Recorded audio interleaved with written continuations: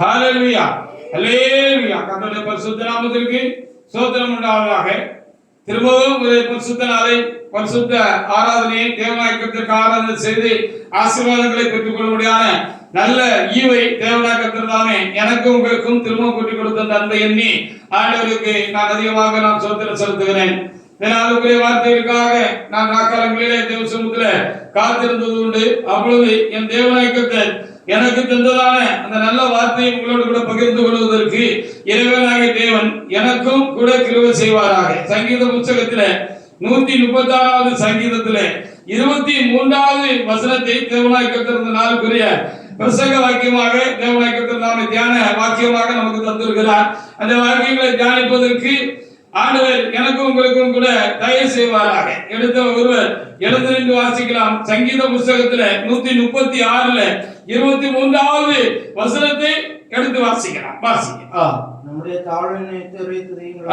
தாழ்வில் நம்மை நினைத்தவரை துதியுங்கள், அவர் கிருபை என்றும் உள்ளது என்று சொல்லி எழுதப்பட்டிருக்கிறது. இந்த வார்த்தைகளை நாம் தியானிக்க பரிசுத்த ஆவியானவர் தாமே வார்த்தை அருள்வாராக. நாம் தாழ்ந்து போய்விட்டோம், நாம் குறைபட தொடங்கிவிட்டோம், நாம் கெட்டு போய்விட்டோம் என்று சொல்லி வைத்துக் கொள்ளுங்கள். ஒரு மனிதன் அப்படி ஒரு நிலைக்கு தள்ளப்பட்டு போனான் என்று சொல்லி வையுங்கள். அப்பொழுது அவனை நினைத்து பார்க்கிறதுக்கு கூட ஆள் இல்லாமல் போய்விடும் என்பதுதான் ஒரு உண்மையான ஒரு காரியமாக இருக்கிறது. அந்த வேலைகளில் எல்லாம் இப்படி தாழ்ந்து போன நேரங்களில் குறைபட தொடங்கின காலங்களில் தேவனாய கர்த்தர் ஒருவர் தான் அந்த மனிதனை நினைத்து பார்க்கக்கூடியவர் என்று சொல்லி இங்கே நாம் வாசிக்கிறோம். அப்படி இந்த சங்கீதக்காரர் கூட நம்முடைய வாழ்க்கையில தாழ்வை சந்தித்திருப்பார் போல இருக்கும், குறைவை சந்தித்திருப்பார் போல இருக்கும்.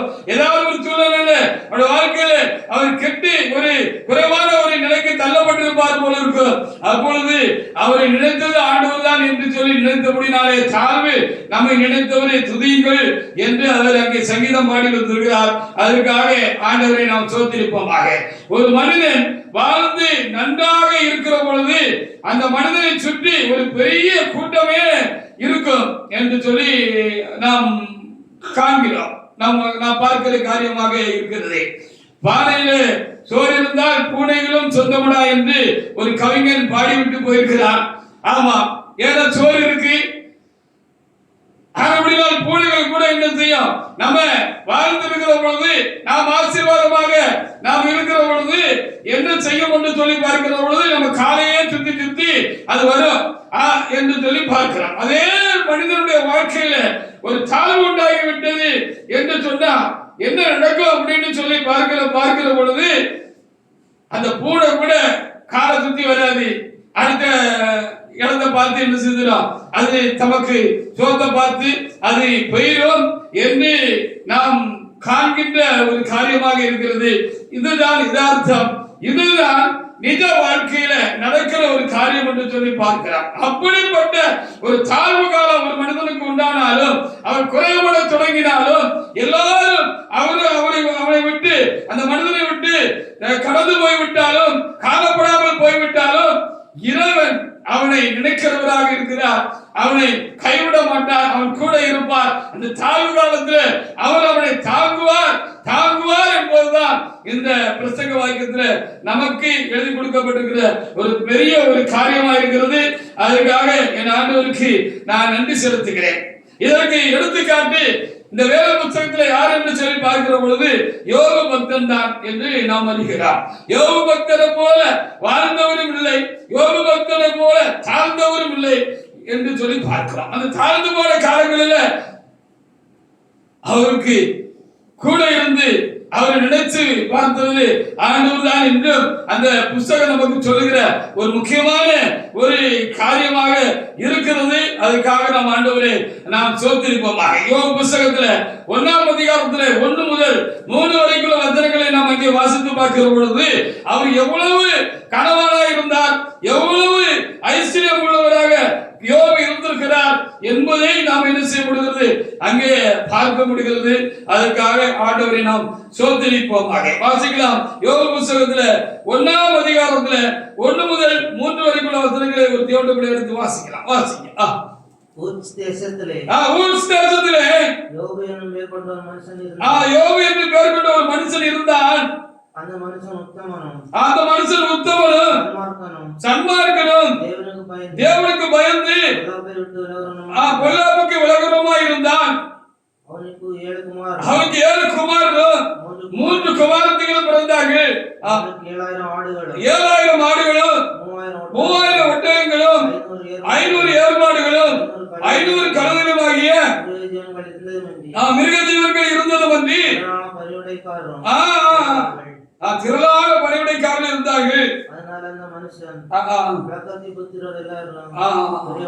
பெரிய மனுஷனா இருந்தாரு அப்படின்னு அவரை குறிச்சு எழுதிருக்கு.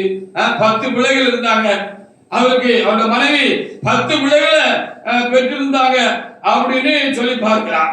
அப்போ நல்லா இருந்த காலத்துல யோபுடைய மனைவிக்கு அவருடைய சுவாசம் ரொம்ப இன்பமா இருந்திருக்கும் போல இருக்கிறது. அதனால அந்த யோபுக்கு அவங்க என்ன செஞ்சாங்க, 10 பிள்ளைகளை தாராளமா பெத்து போட்டாங்க, பெத்து கொடுத்திருந்தாங்க அப்படின்னு சொல்லி நம்ம என்ன செய்யப்படுகிறது பார்க்க முடிகிறது.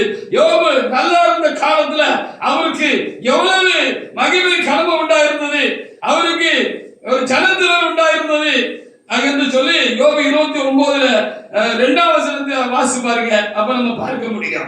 அப்படி ஒரு களப்பொருந்தி ஒரு மனிதனாக யோபு இருந்திருக்கிறார். அவர் வாழ்ந்திருந்த காலம் அப்படி இருந்தது. ஒரு பெரிய ஒரு தலைவனை போல, ஒரு ஜமீனை போல, ஒரு சிற்றரசனை போல அவர் இருந்திருக்கிறார். ஒரு ராஜா மாதிரி அவரை என்ன செய்திருக்கிறாரு, இருந்திருக்கிறாரு. அப்போ நம்ம சொன்னது போல அவர் வாழ்ந்திருக்கிற பொழுது அநேக மக்கள், அநேக மனிதர்கள் அவரை சுற்றி வந்திருப்பாங்க என்று சொல்லி நம்ம என்ன செய்யப்படுகிறது பார்க்க முடியும். ஒரு பெரிய மனுஷ கூட்டம் அவருக்கு இருந்திருக்கோம் பார்க்க முடிகிறது. அப்படி இருந்த யோபு இருந்தார். அந்த யோபு என்றும் நாம் பார்க்க வேண்டியது ரொம்ப அவசியமா இருக்கிறது. யோபு புத்தகத்துல 29வது அதிகாரத்துல 2வது வசனத்தை முதலாவது வாசிக்கலாம். வாசிங்க. சென்று போன மாதங்களிலும் தேவன் என்னை காப்பாற்றி வந்த நாட்களிலும்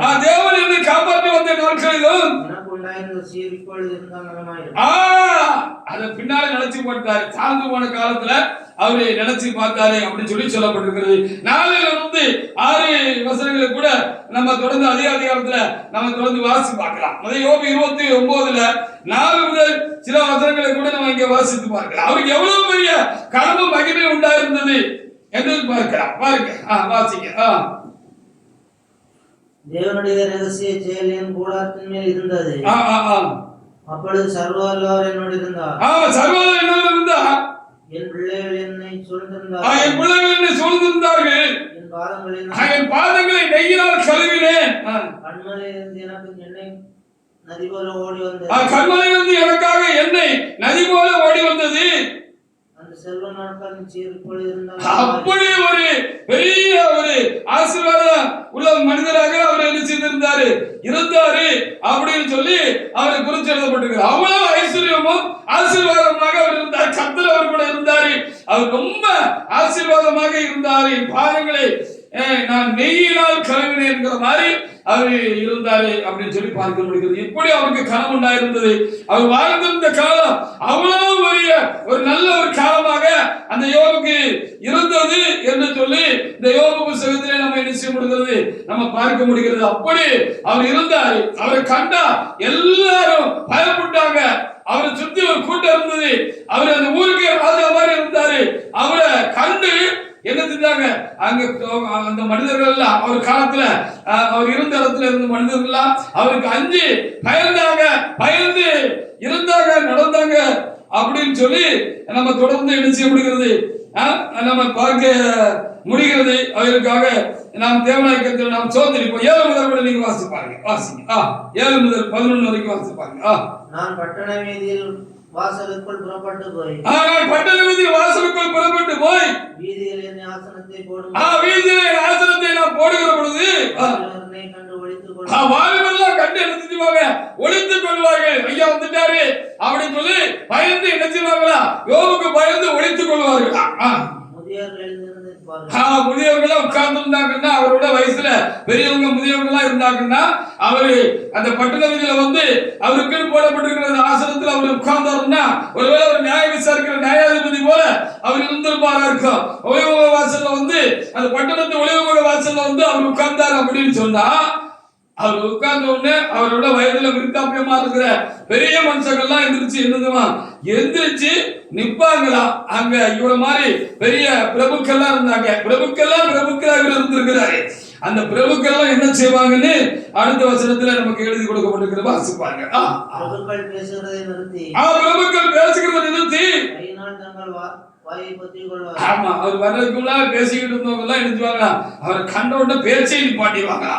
நல்லது பேசுறாங்களா, பொல்லது பேசுனாங்களா, என்ன பேசுனாங்களா, சொந்த கதையை பேசுனாங்களா, நாட்டு நடப்பு பேசுனாங்களா, ஊர் காரியத்தை பேசுனாங்களா, எந்த காரியத்தை பேசுனாங்களோ அவங்களும் பெரிய மனுஷன் தான். அவரை பத்தி பிரபுக்கள் அப்படின்னு சொல்லி இங்க போட்டிருக்கு. உடனே எழுதுவாங்களா, அவங்க கைக்கு தங்கள் வாயை எழுதுவாங்க, டக்குன்னு மூடிடுவாங்க. அப்ப இவர் எவ்வளவு பெரிய கனபுரிந்த மனிதனாக வாழ்ந்த ஒரு மனுஷனாக அவர் இருந்திருக்கிறாரு அப்படின்னு சொல்லி நம்ம இங்க பார்க்க வேண்டியது இருக்கிறது. அப்படி இருந்தாரு. 10வது கூட வாசிங்க. பெரியோரின் சத்தம் அடங்கி அவர்கள் மேல் வாயோடு ஒட்டிக்கொள்ள. ஆமா, பாருங்க, அவ்வளவு பயம். யோபு கண்டாலே ஒரு பயம் அங்க அந்த ஜனத்துக்கு உண்டாயிருந்துச்சு. அவருடைய ஊர் மக்களுக்கு, இல்ல அவர் இருந்தான அந்த தேசத்து மக்களுக்கு யோபை குறித்து அப்படி ஒரு பயம் இருந்துச்சு. அந்த நாள் திரும்ப வந்தா நல்லா இருக்குன்னு சொல்லி அவர் தாழ்ந்து போன காலத்துல, அவர் கெட்டு போயிருந்த காலங்கள்ல, அவர் குறைவுபட்ட காலங்கள்ல அதை நினைத்து பார்த்து ரொம்ப அவர் துக்கப்பட்டாரு, வருத்தப்பட்டாருன்னு பார்க்கிறோம். அப்ப இப்படி இருந்தவங்க, சுத்தி இருந்தவங்க, பெரிய அப்படியாக ஒரு ஜன கூட்ட திரள் அவரை சுத்தி இருந்துச்சு. எல்லா நேரங்களிலும் இருந்துச்சு. அவர் வாழ்ந்திருந்த பொழுது இருந்துச்சு. அவங்களெல்லாம் இப்ப காணோம். அப்படி திரும்ப வந்தா நல்லா இருக்குமே அப்படின்னு ரொம்ப அவர் வருத்தப்பட்டார். 11 வாசிங்க. என்னை கேட்ட காது என்னை பாக்கியவான் என்றது. கண் எனக்கு சாட்சி. அப்படி ஒரு ராஜா மாதிரி இருந்தாரு அந்த தேசத்துல, அந்த ஊர் தேசத்துல அவர் ராஜா மாதிரி இருந்தாரு. ஆமா, அவர் ஜமீன்தார் மாதிரி அவர் இருந்திருக்கிறாரு. பெரிய ஆளு. ஆமா, பெரிய ஆளு யாரும் கிடையாது. வயிற்றுல பெரிய ஆளு இருக்கலாம், ஐஸ்வர்யத்துல பெரியவங்க இருக்கலாம், பிரபுக்கள் எல்லாம் இருந்தாங்க. ஆனா யோபுவுக்கு முன்னால யாரும் ஒண்ணும் இல்ல அப்படிங்கிற மாதிரி அவர் ஒரு வாழ்ந்த மனிதனாக, ஒரு பெரிய மனுஷனாக அவர் இருந்திருக்கிறார் என்று சொல்லி நம்ம இங்கே நம்ம பார்க்க முடிகிறது. ஒரு தலைவனாக இருந்தார். அதே 29 21 முதல் 25 வசனங்களை கூட நம்ம என்ன செஞ்சு பார்க்கலாம், நீங்க வாசித்து பாருங்க. அதே புத்தகத்துல 21 25 வரைக்கும் உள்ள வசனங்களை வாசித்து பாருங்க. தலைவராக இருந்தாரு. அவரை பேச்ச கேட்கறதுக்கு கவனமா இருந்தாங்க. அவர் பேசுகிற பொழுது ரொம்ப உத்தி கவனிச்சாங்க அப்படின்னு எல்லாம் அங்க எழுதப்பட்டிருக்கிறது. வாசிங்க. எனக்கு செவி கொடுத்து காத்திருந்தார்கள். என் ஆலோசனை கேட்டு மௌனமாக இருந்தார்கள். அவர் பேச்சுக்கு மறுபேச்சு கிடையாது. நான் பேசுனா திருப்பி ஒண்ணும் பேச மாட்டாங்க. என்னப்பா, என்ன பெரியவங்க, எங்க இருக்கிறவங்க, என்ன இந்த காரியம் இப்படி கேள்விப்படுற, இதை இப்படி செய்யலாம்னு எனக்கு நல்லது படுது, நீங்க என்ன நினைக்கிறீங்க அப்படின்னு சொல்லி அவங்க அவரை கேட்கிற பொழுது மறு பேச்சு கிடையாது. யோகையா, நீங்க என்ன சொல்றீங்களோ அப்படி செஞ்சிடலாம் அப்படிங்கிற மாதிரி அவர் ரொம்ப ஒரு உயரத்துல இருந்தார். நல்ல ஒரு பெரிய ஒரு நிலையில அவர் இருந்தார் அப்படின்னு சொல்லி நம்ம பார்க்க முடிகிறது. என் வசனம் அவர்கள் மேல் துளி துளியாய் விழுந்தது. ஆமா, மழைக்கு காத்திருக்கிறது போல் காத்திருந்து ஆசையுள்ளவர்களாய் போவார்கள். தங்கள் வாயை ஆவென்று திறந்திருந்தார்கள். நான் அவர்களை பார்த்து நகைக்கும் போது அவர்கள் துணிகரம் கொள்ளவில்லை, என் முகக்கனை மாறச் செய்யவும் இல்லை.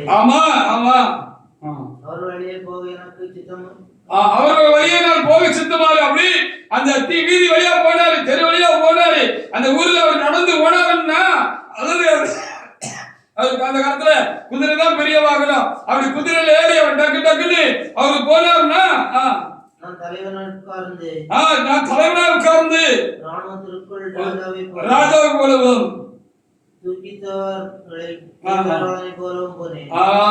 ராஜா மாதிரி இருந்தேன் அப்படின்னு அவர் நினைச்சு பார்க்கிறாரு. அப்போ இது வாழ்ந்திருந்த காலம், யோபு வாழ்ந்திருந்த காலம், யோபு வாழ்ந்து ஐஸ்வர்யமாக ஆசீர்வாதமாக இருந்த காலம். ஒரு மனிதர்கள் கூட்டமே அவரை சுற்றி இருந்திருக்கும், எல்லா நேரங்களிலும் இருந்திருக்கும். அவர் படுக்க போற நேரம் தவிர மற்ற நேரங்கள்லாம் அப்படி இருந்திருக்கும். 10 பிள்ளைகள் இருந்தாங்க, அவருக்கு பெரிய அரண்மனை மாதிரி வீடு இருந்திருக்கும். அதுல நம்ம முதல்ல 1ஆம் அதிகாரத்துல நம்ம வாசித்தது போல 1 முதல் 3 வசனங்கள்ல நம்ம வாசித்தது போல பார்க்கிற பொழுது அவருக்கு நிறைய வேலைக்காரர்கள் இருந்தாங்க, அவருக்கு பணிவிடை செய்யறதுக்கு வேலைக்காரர்கள் இருந்தாங்க, கையை கட்டி நின்று இருப்பாங்க. அந்த காலத்துல பெரிய ஜமீன் என்று சொன்னா அவங்க கிட்ட இருக்கிற வேலைக்காரங்க தோல்ல துண்டை போட்டு வேலை செஞ்சுட்டு இருப்பாங்கன்னு வச்சுக்கோங்க. அப்ப அந்த நேரத்துல என்னப்பா வேலையெல்லாம் எப்படி நடக்குதுன்னு அவரு ஜமீன் அங்க வந்துட்டாரு அப்படின்னு சொன்னா, ஜமீன்தார் அங்க வந்துட்டான்னு சொன்னா உடனே அந்த தோலை கிடைக்க துண்டை தூக்கி கையில எடுத்து அக்கல்ல என்ன சொல்லுவாங்க வச்சுக்கிட்டு கையை கட்டி, நிஜமா நல்ல முறையை நடக்கும் மஜமா ஐயா என்ன சொன்னபடி நாங்க செஞ்சுக்கிட்டு இருக்கிறாங்க அப்படின்னு சொல்லலாம். சரி சரி நல்ல செய்தி அப்படின்னு சொல்லுவாங்க. அப்படி வேலைக்காரர்கள் நிறைய பேர் இருந்தாங்க, அவருக்கு பணிவிடை செய்கிற வேலைக்காரங்க எத்தனையோ பேர் இருந்தாங்க. ராஜாவா இருந்திருக்கிறாரு அந்த மனுஷன். ஏதோ வாழ்ந்திருந்த யோபுடைய நாட்கள், காலங்கள், வருஷங்கள் என்று நம்ம என்ன செய்ய பார்க்கிறோம். இதெல்லாம் ஒரு நாள் திடீர்னு இல்லாம போயிட்டு, கண்ணு வைக்கிற நேரத்துல எல்லாம் இல்லாம போயிட்டு, ஒரு பெரிய தாழ்வு அவர் வாழ்க்கையில உண்டாயிட்டு, அவர் கெட்டு போனாரு, அவரு குறையப்பட்டு போனாரு அப்படின்னு சொல்லி பார்க்கிறோம். அப்படின்னா தேவ சமூகத்திலே கடந்து வந்திருக்கிற தேவனுடைய பிள்ளைகளே, நமக்கும் வாழ்வு காலமும் தாழ்வு காலமும் வருகிறது காரியம்தான். நாம் மனிதர்களா இருக்கிறோம், நல்லா இருக்கிற காலம் இருக்கும், வாழ்ந்து ஆசீர்வாதமா இருக்கிற காலம் இருக்கும், நம்மளை சுத்தி பெரிய கூட்டம் எப்பவும் இருந்துகிட்டு இருக்கிற ஒரு காலம் இருக்கும். நம்ம போட்டுனவங்க, நம்ம புகழ்ந்தவங்க, நம்ம பேச்ச கேட்டவங்க, நம்ம களம் பண்ணவங்கன்னு ஒரு காலம் நமக்கு வசதியா இருந்துச்சு அப்படின்னு சொன்னா, கண்டிப்பா இன்னொரு காலம் இருக்க வேண்டிய ஒரு காலம் இந்த யோபுக்கு வந்தது போல யாருக்கும் வரலாம், எனக்கு வரலாம், உங்களுக்கு வரலாம் என்பதுதான் இந்த யோபு புத்தகத்திலிருந்து நம்ம கற்றுக்கொள்ளக்கூடிய ஒரு முக்கியமான ஒரு பாடமாக நமக்கு எழுதி கொடுக்கப்பட்டிருக்கிறது, பாடமாக இருக்கிறது என்று சொல்லி வைத்துக் கொள்ளலாம். அப்படி இருந்த யோபு சட்டுன்னு ஒரே நாள்ல ஒண்ணுமில்லாம ஆயிட்டார். ரொம்ப கீழான ஒரு நிலைக்கு அவரு தள்ளப்பட்டு போனார்னு யோபு 1ஆம் அதிகாரத்துல 20-22 சொல்லப்படுது. எல்லாம் போயிட்டு, அவருக்கு இருந்த மனைவியை தவிர அவருக்கு இருந்த சொத்து சுகங்கள் எல்லாம் போயிட்டு, வீடு போயிட்டு, வாசல் போயிட்டு, பிள்ளைகள் போயிட்டாங்க, வேலைக்காரர்கள் எல்லாரும் போயிட்டாங்க. ரொம்ப ஒரு கீழான நிலைக்கு அவர் தள்ளப்பட்டாரு, பாப்பர் ஆயிட்டார், ஒண்ணு இல்லாம ஆயிட்டாரு. அவ்வளவு பெரிய மனுஷன் குரு தெரியாமலும் போயிட்டாரு அப்படின்னு சொல்லி 2ஆம் அதிகாரத்துல நம்ம பார்க்கிறோம். அந்த அளவுக்கு உருவமே அழிஞ்சு போச்சு. ராஜா மாதிரி இருந்தவர் எவ்வளவு கம்பீரமா இருந்திருப்பாரு, அதெல்லாம் வாட்ட சட்டமா அவரு இருந்திருப்பாருன்னு நம்ம நினைக்க வேண்டியது இருக்கு. என்ன ஆயிட்டு சொல்லி அங்க எழுதப்பட்டிருக்கிறத வாசிச்சு பாருங்க. யோபு 1ஆம் அதிகாரத்துல 20-21 வசனங்களை வாசிப்பாங்க. அப்பொழுது யோபு எழுந்திருந்து தன் சால்வையை கிழித்து தலையை சிரைத்து தலையிலே விழுந்து பணிந்து, நிர்வாணி என் தாயின் கர்ப்பத்திலிருந்து வந்தேன், நிர்வாணி அவரிடத்தில் திரும்புவேன், கர்த்தர் கொடுத்தார், கர்த்தர் எடுத்தார், கர்த்தருடைய நாமத்தில் ஸ்தோத்திரம். எல்லாம் ஆண்டவரிடத்துல இருந்து வந்துச்சு, இப்ப எல்லாம் ஆண்டவர் எடுத்துக்கிட்டாரு அப்படின்னு அவர் கீழே விழுந்துட்டாரு. ஹல்லேலூயா. இப்ப அவரு சுத்தி பார்த்தாருன்னா இந்த நிலைமையில யார் அவரு கூட இருந்திருப்பா? வேலைக்காரெல்லாம் சட்டியை பொட்டியை கட்டிட்டு போயிருப்பான். இனிமே இவர் நிலைமையே மோசமா போச்சு. இவருக்கு சோறு இல்லாத நிலைமைக்கு இவர் தள்ளப்பட்டு போனாரு. ரொம்ப அடிமட்டமா போயிட்டாரு, ரொம்ப மோசமான நிலைக்கு தள்ளப்பட்டு போயிட்டாரு. அப்படிங்கிற ஒரு காரியம் வந்திருந்ததுன்னா எல்லாம் சட்டியை பொட்டியை கட்டிட்டு அந்த ஊர்ல இருந்து அடுத்த பணக்காரன் கிட்ட வேலை கட்டி போயிருப்பாங்க. அப்படிதானே? எல்லாம் போச்சு, ஒண்ணு இல்ல. இருந்த வாழ்வு என்ன, இப்பொழுது உண்டாயிருக்க நிலை என்ன, காரியம் என்ன என்று சொல்லி நம்ம பார்க்க வேண்டியது காரியமா இருக்கிறது. மனைவி மாத்திரம் மிச்சமா இருந்தாங்க. 10 பிள்ளைய பெற்றிருந்தாங்க. அப்படியே அந்த 1 அதிகாரத்துல 2ஆம் வசனம் சொல்லுது. நான் ஏற்கனவே சொன்னது போல அந்த மனைவிக்கு யோபுடைய சுவாசம் ரொம்ப இன்பமா இருந்திருக்கு, ரொம்ப இனிமையா இருந்திருக்கு. அதனால அவர் கூட கூடி வாழ்ந்து அந்த 10 பிள்ளைகளை பெற்றாங்க. இப்ப நம்ம என்ன, இப்ப எல்லாம் போச்சு, உருவம் அழிஞ்சு போச்சு, உருக்கமஞ்சு போனாரு அப்படின்னு 2ஆம் அதிகாரத்தில் நம்ம பார்க்கலாம். உச்சந்தலையிலிருந்து உள்ளங்கால் வரைக்கும் ஒரு பெரிய கொடிய வியாதி அவரை தாக்கிட்டு எல்லாம் போல மாத்திரமல்ல, சரீரமும் போச்சு, உருவமும் போச்சு, மேன்மையும் போச்சு, அழகும் போச்சு, கம்பீரம் போச்சு, எல்லாம் போச்சு. ரொம்ப தாழ்ந்து போனாரு.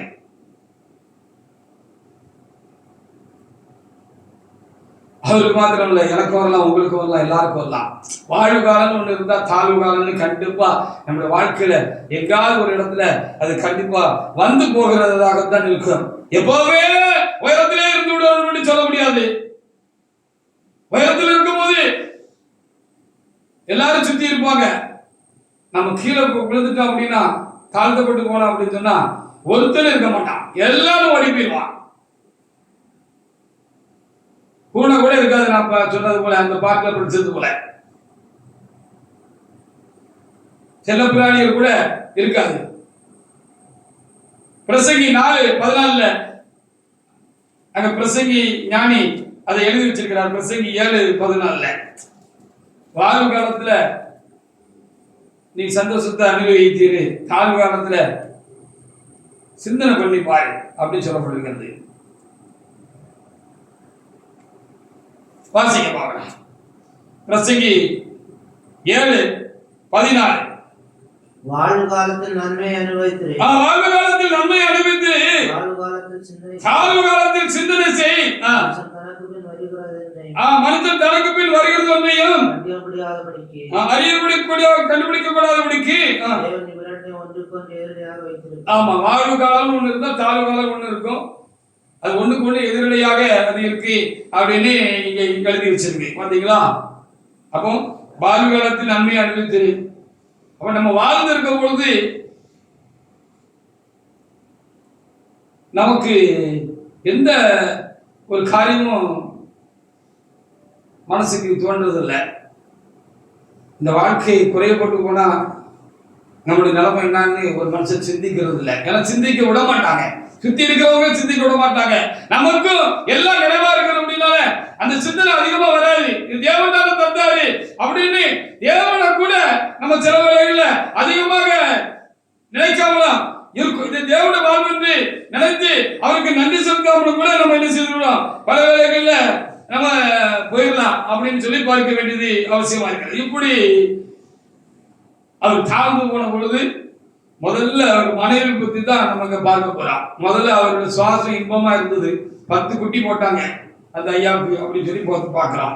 யோபு 19:17 யாரும் விதிவிலக்கு இல்லை. ஒரு மனிதன் கெட்டு போகிற பொழுது, ஒரு மனிதன் தாழ்ந்து போகிற பொழுது, அவன் குறைபட தொடங்கிட்டான் அப்படின்னு சொன்னா யாரும் விதிவிலக்கு இல்லை அப்படின்னு தான் யோபுடைய சரித்திரம் நமக்கு சொல்லுகிற ஒரு முக்கியமான ஒரு காரியமா இருக்கு. பார்த்து பாருங்க 19:17 என் சுவாசம் என் மனைவிக்கு வேறுபட்டிருந்தது. என் சுவாசம் இப்ப மனைவிக்கு வேறுபட்டு, அதனாலதான் சொன்னாங்க பக்கத்துல வராதையா, தூர போயா, இன்னும் உயிரோட இருக்க, கொடுத்த மாதிரி கொடுத்துட்டு எடுத்த மாதிரி எடுத்துட்டாரு அந்த தேவன். அதனால அவரை தூசித்து ஒரு ஜீவனை விடும் அப்படின்னு அந்த அம்மா சொல்லிட்டாங்கன்னு சொல்லப்பட்டிருக்காங்க. பாத்தீங்களா? கொண்டாட்டியே விலகினா மற்றவங்க எல்லாம் நிக்க வச்சுவாங்க. எப்பவோ அட்ரஸ் இல்லாம இடத்தையே காலி பண்ணிட்டு எவ்வளவு நாட்கள் போயிருப்பாங்க. அவர் தனித்த ஒரு மனிதனாக இருந்தார் என்று நாம் பார்க்கிறோம். 3 சிநேகிதர்கள் வந்தாங்க, ரொம்ப நெருக்கமானவங்க ஒரு இருக்கு. வந்தவங்க அவரை குத்தி கிழிச்சிட்டு தான் போனாங்கன்னு தான் யோபு சரித்திரத்துல நம்ம வாசிக்கக்கூடிய யோபு 16:20 வாசி பாருங்க. யோபு 16:20 வாசிங்க.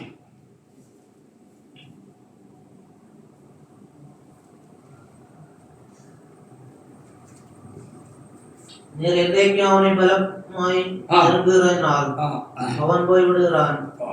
அவன் முகத்தை மாற பண்ணி அவனை அனுப்பிவிடுகிறீர். யோபு 16:20 தானா? 16:20. யோபு 19:1 முதல் 3 வரைக்கும் வசனங்களை கூட வாசிப்பாருங்க. நம்பர் வாங்கி யோபு பிரதித்திரமாக நீங்கள் எந்த மட்டும் என் ஆத்மாவை வருத்தப்படுத்தி யோபு பிரதித்திரமாக நீங்கள் எந்த மட்டும் என் ஆத்மாவை வருத்தப்படுத்தி வார்த்தைகளாலே நொறுக்குவீர்கள். நொறுங்கி போயிட்டார் மனுஷன். அவங்க அவரை பத்தி பேசுற பேச்சினால இப்பொழுது 10 தடவை என்னை நிந்தித்தீர்கள். இப்பொழுது 10 தடவை என்னை நிந்தித்தீர்கள். நீங்கள் எனக்கு கடினமுகம் காண்பிக்கிறதுனால் உங்களுக்கு வெட்கமில்லை. 16:20 என் சிநேகிதர் என்னை பரியாசம் பண்ணுகிறார்கள். வாசிக்கலாம் 16:20 பாருங்க. அதே பக்கம்தான், அதே பக்கத்துல இந்த பக்கத்துல என் சிநேகிதர் என்னை பரியாசம் பண்ணுகிறார்கள். அப்படி அவர் பரியாசமா போயிட்டாரு அப்படின்னு சொல்லி எழுதப்பட்டிருக்கிறது. இது தாழ்வு காலத்துல யோபுக்கு நடந்த காரியம். வாழ்ந்து ஒரு மனுஷன் கெட்டு போனான்னா அவனை மாதிரி ரொம்ப பாதிக்கப்பட்ட ஒரு ஜீவன் இந்த உலகத்துல இருக்க முடியாது. எப்பவுமே தாழ்வான ஒரு நிலையில ஒரு மனுஷன் இருந்துட்டான் அப்படின்னு சொன்னா அப்படியே அதுல அவங்க பழகிடுவாங்க. அதிலே பழகி அதிலே உருண்டு போயிடுவாங்க.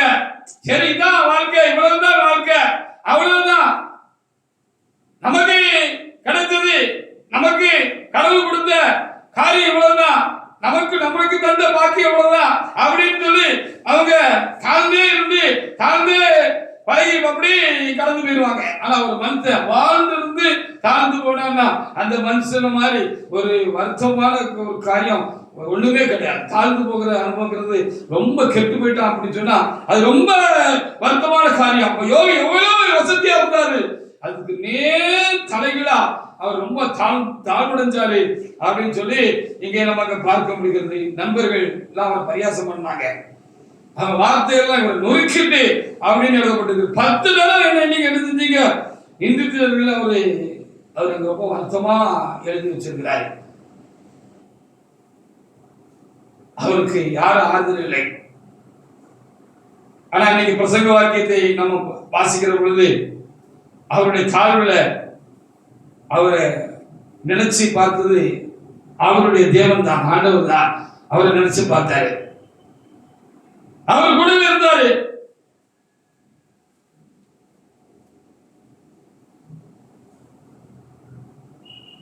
யோபு 19:13 முதல் வாசி பாருங்க. நேற்று வரைக்கும் கை கட்டி என்ன வேலைக்காரன்லாம் இன்னைக்கு எப்படி ஆயிட்டான் அப்படின்னு சொல்லி பாருங்க. யோபு 19:13 முதல். என் சகோதரரை என்னை விட்டு துரப்படுத்தினார்கள். என் அறிமுகமானவர்கள் எனக்கு அநியாயமாய் பேசினார்கள். எனக்கு அறிமுகமானவர்கள் எனக்கு அந்நியராய் போனார்கள். என் பந்து ஜனங்கள் விலகி போனார்கள். சிநேகிதரை மறந்து விட்டார்கள். ஆமா, சிநேகிதரை மறந்து விட்டாங்க. நினைச்சே பார்க்கல யாரும். என் வீட்டு ஜனங்களும் என் வேலைக்காரர்களும் ஏதோ அந்நிய மனுஷனை போல அந்நியனாக என்னை எண்ணுகிறார்கள். அவர்கள் பார்வைக்கு நான் பரதேசியானேன். வேலைக்காரனை கூப்பிட்டார். அப்பா கொஞ்சம் தண்ணி கொடுப்பா, ரொம்ப நாக்கு வறண்டு போச்சுப்பா அப்படின்னு சொல்லி இந்த வேலைக்காரனை கூப்பிட்டு வச்சிருக்காரு அந்த ஆளு. அவன் எனக்கு உத்தரவு கொட மாட்டான். எனக்கு உத்தரவு கொட. என் வாயினால் நான் அவனை கெஞ்ச வேண்டியதாய். நல்லா இருப்பா அப்படின்னு கெஞ்சுற மாதிரி ஆயிட்டு. என் சுவாசம் என் மனைவிக்கு வேறுபட்டிருந்தது. என் கர்ப்பத்தின் பிள்ளைகளுக்காக பரிதவிக்கிறேன். ஆமா, பாத்தீங்களா? அப்போ கெஞ்ச வேண்டி இருந்ததுன்னு எழுதப்பட்டிருக்கு. நிலைமை தலைகீழ மாறி போயிட்டு இப்படிப்பட்ட சூழ்நிலையில எல்லாரும் விலகி பிரிஞ்சிருப்பாங்க, பிரிஞ்சுட்டாங்க.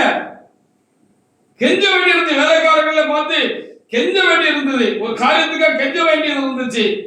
கண்டுக்கிடாத அந்த வேலைக்காரங்க போனாங்க. இதுக்கு முன்னால எப்படி இருந்திருப்பாங்க அந்த வேலைக்காரங்க யோசிச்சு பாருங்க. பேரை சொல்லி கூப்பிட்டா ஓடோடி வந்திருப்பாங்க. ஜமா என்ன ஜமா கூப்பிட்டீங்களா, என்ன ஜமா சொல்லுங்க ஜமா அப்படின்னு கேட்டிருப்பாங்க. இப்போ அவங்க கண்டுக்கிடவே இல்லை, காது கேளாத மாதிரி அவங்க போனாங்க அப்படின்னு சொல்லி சொல்லப்பட்டிருக்கிறது. பொழுது, இப்படிப்பட்ட ஒரு நிலை வருகிற பொழுது எல்லாரும் விலகி போனாலும் ஒரு மனிதன் கூட ஆண்டவர் இருப்பாரு, அவனுடைய தேவன் இருப்பாரு, அவர் அவனை மறக்க மாட்டாரு அப்படின்னு சொல்லிதான் இன்றைக்கு இந்த பிரசங்க வாக்கியம் சொல்கிறது. ஒவ்வொரு வாழ்க்கையில் அப்படிதான் நம்ம என்ன செய்ய வேண்டியிருக்கிறது, பார்க்க வேண்டியிருக்கிறது. 18-19 கூட அதே அதிகாரத்தை நீங்க வாசிப்பாரு. சின்ன பிள்ளைகள் கூட சும்மா கிடையா அப்படின்னு சொல்லிட்டு போயிருக்கும் பொழுது அவர் ரொம்ப வருத்தப்பட்டு எழுதி வச்சிருக்கிறார். வாசிங்க. சிறு பிள்ளைகளும் என்னை அசட்டை பண்ணுகிறார்கள், நான் எழுந்தால் எனக்கு விரோதமாய் பேசுகிறார்கள், என் பிராண சிநேகிதர் எல்லாருக்கும் என்னை வெறுக்கிறார்கள், நான் சிநேகித்தவர்கள் எனக்கு விரோதியானார்கள் என்று சொல்லி கொடுங்க. எப்படி தாழ்விழப்போம், அவரை நினைச்சு பார்க்க ஒருத்தர் இல்லை, இறைவன் மட்டும்தான் அவர் நினைச்சு பார்த்தாரு அப்படின்னு அவருடைய புத்தகம் நமக்கு சொல்லுது. அவரு மறைஞ்சிருந்தது போல அவருக்கு இருந்துச்சு. அவருக்கு இருந்த உண்டான அந்த பெரிய பாதிப்பு, இறைவனும் நம்ம கூட இருக்காரா இல்லையா அப்படிங்கிற மாதிரி அவருக்கு ஒரு மன தோற்றத்தை உண்டா பண்ணுச்சு. அவரோட தோற்றம் அவருக்குள்ள இருந்துச்சு. ஆனாலும் அவரு இவரை நினைச்சு பார்த்தாரு, இவர் கூட தான் அவர் இருந்தாரு என்று சொல்லி யோபு 21:4 நீங்க வாசிப்பாங்க. யோபு 21:4. நான் மனுஷரை பார்த்தா அங்கலாய்க்கிறேன், அப்படியானாலும் என் ஆவி விசனப்பட்டிருக்குமா. அப்படி ரொம்ப விசனப்பட்டாரு. ஆண்டவரே நீங்களும் இருக்கீங்களா கூட, இல்லைன்னா நீங்க போயிட்டீங்களான்னு ஆண்டவர் விட்டு அவர் என்ன செஞ்சாரு, அவர் கஷ்டத்திலாம் சொல்லி அங்கலாச்சாரு. எல்லாரும் போயிட்டாங்க. ஆண்டவரே மனைவியும் வேறுமாக என்ன பார்க்க ஆரம்பிச்சுட்டா, என் வேலைக்காரர்கள்லாம் இப்ப நான் கூப்பிட்டா என்னன்னு கூட கேட்கறது இல்லை. ஒரு சின்ன காரியத்துக்கு அவங்கள ரொம்ப கெஞ்ச வேண்டி இருக்கிறது. என் சிலைகள் எல்லாம் எனக்கு வேற்றுப்படுத்துறதுல போல ஆயிட்டாங்க. சின்ன பிள்ளைகள் கூட என்ன பார்த்து நக்கல் பண்ணுது, கிண்டல் பண்ணுது, கேலி பண்ணுது. எல்லாரும் என்ன விட்டுட்டு போயிட்டாங்க. நீங்களும் என் கூட இருக்கீங்களா அப்படின்னு கேட்கிற மாதிரி அவருக்கு இருந்திருக்கு. அதான் ஆண்டவர்கிட்ட ரொம்ப இவர் என்ன செஞ்சிருக்கிறாரு, அங்கலாய்த்திருக்காரு. சங்கீதக்காரன் சொல்லுகிற பொழுது சங்கீத புஸ்தகம் 77:9 என்ன சொல்லியிருந்தாரு, அதனுடைய அதன் போல ஒரு பெரிய தாக்கம் அந்த யோபுக்கு உண்டாயிருந்தது என்று சொல்லி பார்க்கலாம். வாழ்ந்து கெட்டு போன ஒரு மனுஷனுடைய நிலைமை அது என்று சொல்லி பார்க்கிறோம். ஆனால் தேவ சமுத்திர வந்திருக்கிறான். தேவனுடைய பிள்ளைகளே, நான் வாழ்ந்திருக்கிற காலத்துல எல்லாரும் நம்மளை சுத்தி இருப்பாங்க, நம்மளை போட்டுவாங்க, புகழ்வாங்க, உங்களுக்கு உண்டான்னு சொல்லுவாங்க. நீங்க பேசுற மாதிரி யாரும் பேச முடியாது, நீங்க சொன்னதுதான் தெரியுமாங்க. ஆனா நம்ம தாழ்ந்து போனோம் அப்படின்னு சொன்னா நம்முடைய நிலைமை என்ன அப்படின்னு சொல்லி, ஒரு மனுஷனுடைய நிலைமை என்னன்னு சொல்லி யோபு சரித்திரம் தான் நமக்கு எடுத்துக்காட்டா இருக்கிறது. சங்கீதம் 77:9 வாசிப்பாரு. தேவன் இரக்கம் செய்ய மறந்தாரோ, தேவன் இரக்கம் செய்ய மறந்தாரோ, கோபத்திலே தமது உருக்கமான இரக்கங்கள் அடைத்துக் கொண்டாரோ. தேவன் இரக்கம் செய்ய மறந்தாரோ, கோபத்தினாலே தமது உருக்கமான இரக்கங்களை அடைத்துக் கொண்டாரோ என்று மாதிரி அப்படி அவருக்கு ஒரு நிலைமை உண்டாயிருந்துச்சு. இறைவனும் விலகி போயிட்டாரோ அப்படின்னு அவர் ரொம்ப கஷ்டமா நினைச்சார். சங்கீதம் 9:18. ஆனா எல்லாரும் மறந்தாலும் அவர் மறக்கிறது இல்லை. நம்ம குறைபடுகிற பொழுது, நம்ம தாழ்ந்து போகிற பொழுது, எல்லாரும் மறந்தாலும் ஆண்டவர் மறக்க மாட்டார் என்பதுதான் இந்த சங்கீத புத்தகத்துல இன்னைக்கு பிரசங்க வாக்கியத்தில் 136-133 எழுதப்பட்டிருக்கிறது. நம்முடைய தாழ்வில் நம்மை நினைத்தவரை துதியுங்கள் என்று எழுதப்பட்டிருக்கிறது. அவருடைய கிருபை என்றும் உள்ளது. அவரு நம்ம எப்படி போக மாட்டாரு, நம்ம கூட இருப்பாரு. நம்மளை நினைக்கிறவர் அவர் தான். அந்த மாதிரி நேரங்கள்ல நினைச்சு பார்க்கிறவர் அவர் தான். எப்படி இருந்தான், இப்படி ஆயிட்டான், சாத்தான் இப்படி பண்ணிவிட்டான் அப்படின்னு ரொம்ப வருத்தப்பட்டு இருப்பார் இல்லையா. வாசிங்க சங்கீதம் 9:18 வாசிக்கலாம். வாசிங்க. எளியவன் என்னென்றைக்கு மறக்கப்படுவதில்லை, எளியவன் என்னென்றைக்கு மறக்கப்படுகிறதில்லை, சிறுமை பெற்றவருடைய நம்பிக்கை ஒருபோதும் கெட்டு போவதில்லை. அப்படி ஆண்டவரை எளிமைப்பட்டு தாழ்ந்து போயிட்டோன்னு மனுஷன் போன மாதிரி அவரும் நமக்கு சொல்லி போக மாட்டாரு. மனுஷன் நினைச்சு கூட பார்க்காம திரும்பி பார்க்காம போயிடுவான். ஆனா அப்படி ஆண்டவர் இருக்க மாட்டாரு என்று இந்த வேத புத்தகம் சொல்லுது. அப்படிதான் யோபு கூட இருந்தார் ஆண்டவர். அவருக்கே நம்பிக்கை இல்லை, ஆனால் ஆண்டவர் அவர் கூட இருந்தாரு. சங்கீதம் 31 12 கூட நீங்க வாசி பாருங்க. சங்கீதம் 31:12. நம்ம தாழ்ந்து போனாலும் நமது நினைவாக இருக்கக்கூடியவர் நம்முடைய தேவனாக, ஆண்டவராக, இறைவனாக இருக்கிறார். அவர் கூட இருப்பாரு. அதுக்காக நாம் ஆண்டவரை சோதரிப்போமாக. சங்கீதம் 9:18. சங்கீதம் 31:12 வாசிங்க. செத்தவனை போல எல்லாராலும் முழுவதும் மறக்கப்பட்டு உடைந்த பாத்திரத்தை உடைஞ்சு போச்சுன்னா, மண் பாத்திரமா இருந்தா உடைஞ்சு போச்சுன்னா என்ன செய்வோம்? தூக்கி எரிஞ்சிருவோம். அப்படி ஆணையர் என்று சொல்லி இங்க சங்கீதக்காரர்கள் எழுதுகிறார். செத்தவனை போல எல்லாராலும் முழுசு மறந்து போயிட்டாங்க. நினைச்சே பார்க்கல. அந்த அளவுக்கு ரொம்ப ஒரு கேடான நிலைக்கு நான் தள்ளப்பட்டு போயிட்டேன்.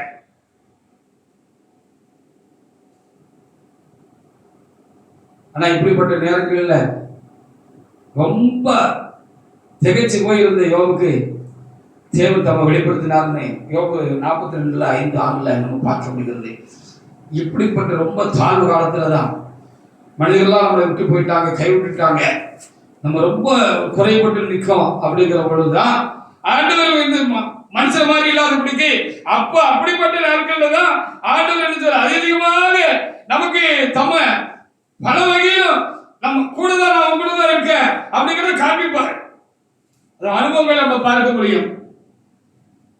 தாழ்ந்து இருக்கிற வேலைகள்ல நம்ம கூட இடைவிடுவார், அதிகமா இடைவிடுவார். கடந்த காலங்களை காட்டிலும் தாழ்ந்து காட்சி அடைந்திருக்கிற காலத்துல, மனுஷர்களா விட்டு போயிட்ட காலத்துல, விட்டு நம்மளை விட்டு போயிட்ட காலத்துல ஆண்டவர் நம்ம கூட இருப்பார்.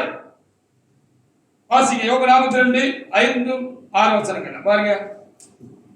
அப்படி அக்கராட்சி இருக்கிற கூட இருக்கீங்களாப்பா, நீங்களாவது இருக்கீங்களா, நீங்களாவது என் மேல நினைவா இருக்கீங்களா அப்படின்னு அவர் ரொம்ப வருத்தப்பட்டு இருக்கிற போது ஆண்டவர் முன்ன காரணம் இன்னும் பிரதேசமா அவருக்கு தம்மை வெளிப்படுத்தினாரு அப்படின்னு இங்க எழுதப்பட்டிருக்க. வாசிங்க. என் காதினால் உண்மை குறித்து கேள்விப்பட்டேன். என் காதினால் உண்மை குறித்து கேள்விப்பட்டேன். இப்பொழுதோ என் கண் உண்மை காண்கிறது. என் கண் உண்மை காண்கிறது. ஆகவே நான் என்னை அருவருத்து தோளிலும் சாம்பலும் இருந்து மனசாப்படுகிறேன் என்றான். ஆமா, அப்படியே விட்டுட்டு போயிடல. எல்லாரும் விட்டுட்டு போயிட்டாங்க. நான் ஆண்டவர் அவரை விட்டுட்டு போல, அவர் விட்டு போகல, அவரை நினைக்காம இல்ல, அவருடைய அந்த பாதிப்பை அவரு நினைக்காம இல்ல, புரியாம இல்ல, அதுக்காக அதை உணராம இல்ல, வருத்தப்படாம இல்ல. அவருக்கு ஆண்டவர் இருக்காரா போயிட்டாராங்கிற நிலைமை வந்த பொழுது கர்த்தர் தம்மை வெளிப்படுத்தினது மாத்திரம் இல்ல, யோபு 42:10-11 வாசிக்கிற பொழுது திரும்ப அவரை கர்த்தர் என்ன செய்தாரு, ஆசீர்வதிச்சாரு அப்படின்னு யோபு புத்தகம் சொல்லுது. ஓடி போனவங்க, காணாம போனவங்க, கண்டுகொள்ளாம போனவங்க, அவரை அப்பமா பார்த்தவங்க, பேசினவங்க எல்லாரும் அவரை திரும்ப ஆண்டவரை ஆசீர்வதிச்ச பொழுது வந்து ஒட்டிக்கிட்டாங்க அப்படின்னு நம்ம வாசிக்க முடிகிறது. வாசி பாருங்க 10-11 வாசி பாருங்க. யோபு தன் சிநேகிதருக்காக வேண்டுதல் செய்த போது கர்த்தர் அவன் சிறையிருப்பை மாற்றினார். ஆமா, யோபுக்கு முன்பு எல்லாவற்றையும் பார்த்து முன்னால இருந்த பார்க்க ஒரு பெரிய ஆசீர்வாதத்தை ஆண்டவர் கொடுத்தாருன்னு எழுதப்பட்டிருக்கிறது. இரண்டாம் கர்த்தர் அவனுக்கு தந்தருளினார். ஆமா, அப்பொழுது அவனுடைய எல்லா சகோதரரும் சகோதரிகளும் உறவுக்காரர்களும் திரும்ப ஓடி வந்தாங்க. முன்னவருக்கு அறிமுகமான அனைவரும் எல்லாரும் ஓடிட்டாங்க, இல்ல காணாம போயிட்டாங்க. இப்போ திரும்ப வந்தாங்க. அவனிடத்துல வந்து வீட்டுல அவனுடைய போஜனம் பண்ணி கர்த்தர் அவன் மேல் வரப்பண்ண சகல தீங்கு நிமித்தம் அவனுக்காக மங்களாயிற்று. அவனுக்கு ஆறுதல் சொல்லி அவர் ஒவ்வொரு தங்க காசையும் அவர் ஒவ்வொரு பொன் ஆவணத்தையும் அவனுக்கு கொடுத்தார்கள். திரும்ப வந்து ஒட்டிக்கிட்டாங்கன்னு சொல்லப்பட்டிருக்கிறது. வாழ்ந்திருக்கிற மனுஷன் தாழ்ந்து போனா அவருடைய நிலைமை எவ்வளவு பரிதாபமானது அப்படிங்கிறது இந்த யோபு சரித்திரம் சொல்லுது. ஆனால் கர்த்தர் அவனுக்காக பரிதபிக்கிறவராக, அவனை நினைத்து பார்க்கிறவராக, அவர்களோடு கூட இருக்கிறவராக இருப்பாரு. அதுதான் நமக்கு இன்னைக்கு இருக்கிற பெரிய ஒரு தைரியமான ஒரு காரியம். அல்லேலூயா. அதனால நம்ம குறை போட்டுட்டோம், நம்ம தனிச்சு இருக்கிறோம், நமக்குன்னு பேச்சுக்கு கூட ஆள் இல்லை, நம்முடைய காரியங்களை பகிர்ந்து கொள்ள கூட ஆள் இல்லை, ரொம்ப ஒரு பாதிப்பான ஒரு நிலைக்கு நம்ம இருக்கிற தள்ளப்பட்டிருக்கணும் அப்படின்னு நினைச்சாலும் நம்ம தனியா இல்லை, யோபு தனியா இல்லை, யோபு கூட ஆண்டவர் இருந்திருக்கிறாரு அப்படிங்கிறது தான் நம்ம இதுல இருந்து பார்க்கிற ஒரு முக்கியமான காரியமா இருக்கிறது. தாழ்வை நம்மை நினைத்தவரை நம்ம துதியுங்கள் என்று சொல்லி சங்கீதக்காரர்களும் அனுபவத்தை எழுதி வச்சுட்டு இருக்கிறார். அவரை துதிக்கிறோம். நம்ம தாழ்வுல இருந்தாலும் அவர் நமக்கு நினைப்பாரு, நம்ம நினைச்சுக்கிட்டே தான் இருப்பாரு. நம்மளோட காரியங்கள் எல்லாம் அவர் நினைச்சு பார்ப்பாரு. அவன் கூடயே ஒரு கண்டிப்பா என்ன செய்வாரு, இருப்பாரு அப்படின்னு சொல்லி இங்க எழுதப்பட்டிருக்கிறது. இதுதான் யதார்த்தம், இதுதான் நிஜம், இதுதான் வாழ்க்கை. நல்லா இருக்கும் போதும் கெட்டு போற பொழுதும் நடக்கிற சம்பவங்கள் யோபுக்கு மாத்திரம் இல்லை, எனக்கா இருக்கட்டும், உங்களுக்கா இருக்கட்டும், யாருக்கா இருக்கட்டும், நடக்கிறதுதான். அப்போ என்ன செய்யணும், நம்ம வாழ்ந்திருக்கிற காலத்திலே, நல்லா இருக்கிற காலங்களிலே, கர்த்தர் நம்மளை ஆசீர்வாதமா வச்சிருக்கிற காலத்திலே நம்ம என்ன செய்யணுமா, யோபுவை போல ஆண்டவரை என்ன செய்யணும்,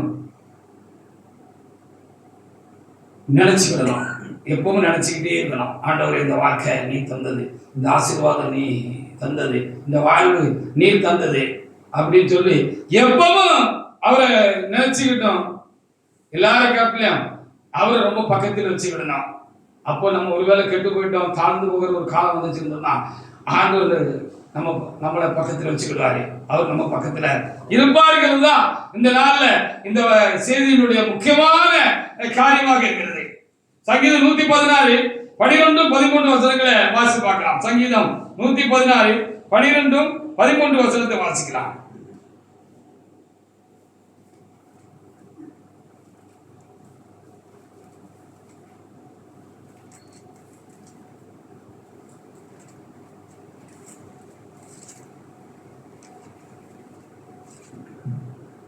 கர்த்தர் எனக்கு செய்த எல்லா உபகாரங்களுக்காகவும் அவருக்கு என்னத்தை செலுத்துவேன். அந்த வாழ்வு ஆண்டவர் கொடுத்துங்கிற உணர்வோடு கூட எப்பொழுதும் ஆண்டவரை ரொம்ப துதிக்கிறவங்களாக, சொத்திருக்கிறவங்களாக, தாழ்வை நம்ம இடத்தை துதிக்கிறோம்னு சொல்ல கூட வாழ்ந்திருக்கிற காலத்திலையும் நம்ம அவரை நோக்கி பார்க்கிறவர்களாக, அவருக்கு நாம் நன்றி சொல்றவங்களாக, அவரை கனம் பண்றவர்களாக, இது கற்றுக் கொடுத்த உணர்வோடு கூட நம்ம காணப்பட வேண்டியது ரொம்ப அவசியம். அப்படிதான் யோபு இருந்தாரு.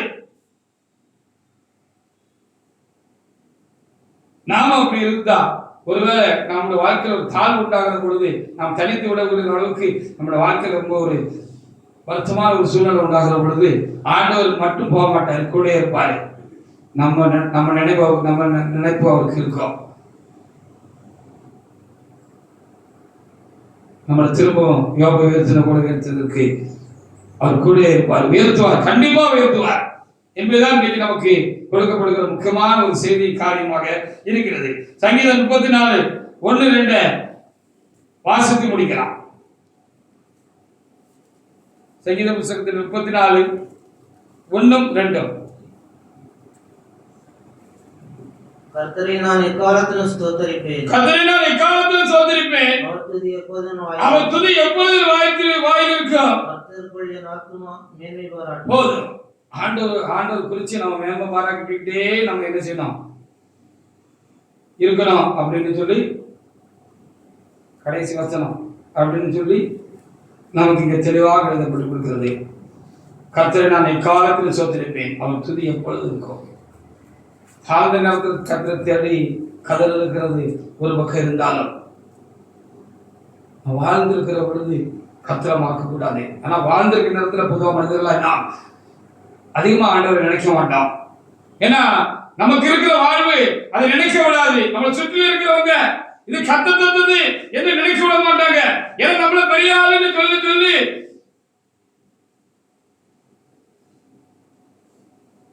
நம்மளை சுத்தி இருந்து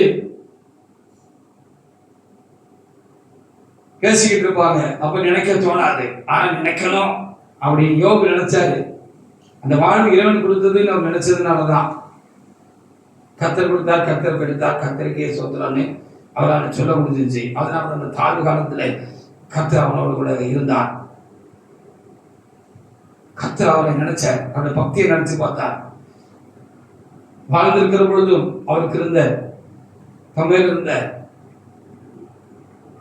காரியங்களை அவர் நினைச்சு பார்த்தாரு, கூட இருந்தாரு, கை தூக்கி விட்டாரு, திரும்ப உயர்த்தினாரு. ரொம்ப பழைய நிலைமை காட்டிலும் அதிகமான ஒரு உயரத்துக்கு தேவனாய் கர்த்தர் அவரை உயர்த்தினார், ஆசீர்வதித்தார் என்று சொல்லி பார்க்கிறோம். ஆனால் தேவனுடைய பிள்ளைகளே, நம்ம தாழ்ந்து போகிற காலத்துல எல்லாரும் நம்மளை விட்டு போயிடுவாங்க. அது கண்டிப்பா நடக்கும். யாரும் பக்கத்துல இருக்க மாட்டாங்க, நினைச்சு கூட பார்க்க மாட்டாங்க, முற்றிலும் நம்ம மறந்தே போயிடுவாங்க. ஆனா ஆண்டவர் அப்படி மறக்கிறவர் அல்ல. நம்மோட கூட இருந்து இந்த தாழ்வாளத்துல அதிகமா நம்ம வெளிப்படுத்தி நம்மளை நடத்துவாரே, நடத்தி திரும்பவும் நம்மளை உயர்த்துவார் என்பதுதான் யோபுல நாம் யோபுடைய காரியங்களை பார்க்கிற காரியம் இறைவனுடைய காரியமா இருக்கிறது. அப்படி வாழ்வோ தாழ்வோ நாம் இறைவனோடு கூட நெருக்கமாக இருப்போம். அதுவே ஆசீர்வாதம் என்று கர்த்தர் நமக்கு இந்த நாளிலும் அந்த நல்ல வார்த்தைகளுக்காக ஆண்டவரை நாம் சோதரிப்போமாக. கர்த்தர் இந்த வார்த்தைகளை ஆசீர்வதிப்பாராக. சோத்திரம்.